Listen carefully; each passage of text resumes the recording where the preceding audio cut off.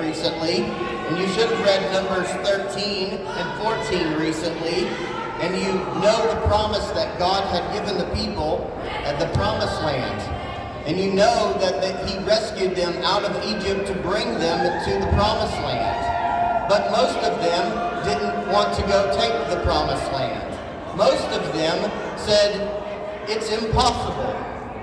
In fact, let me read for you from Numbers, just the end of Numbers 13, starting in verse 25. It says, at the end of 40 days they returned from spying out the land, and they came to Moses and Aaron and to all the congregation of the people of Israel in the wilderness of Paran at Kadesh. And they brought back word to them and to all the congregation and showed them the fruit of the land.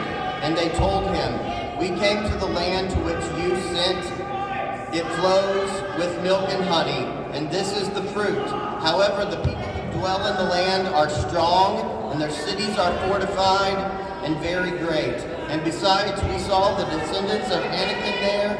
The Amalekites dwell in the land of the Negev.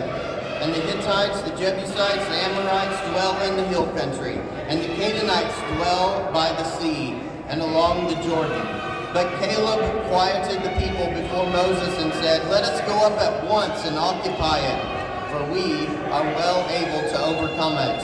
And then the men who had gone up with him said, we are not able to go up against the people, for they are stronger than we are. So they brought to the people of Israel a bad report of the land that they had spied out, saying, the land through which we have gone to spy it out is a land that devours its inhabitants, and all the people that we saw in it are a great height.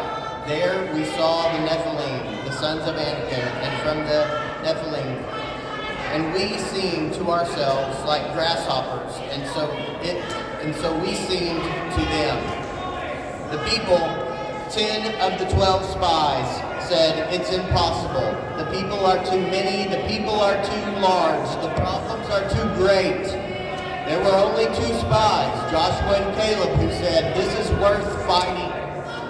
What God says is always worth fighting for. And not only do you have to fight for what God says against the people who occupy the place where you're trying to go, but you have to fight for the truth of what God said amongst the people who call themselves God's people. And that is why we are here today. This is why we fight. And even maybe in your own churches, you feel like there's an uphill battle. Great. It may be an uphill battle. It may seem insurmountable. But we are not called to look out at the landscape and say, oh, this is too big, or that's this way, or there's this problem and that problem. It may be that we have no probable outlook on how it can be solved.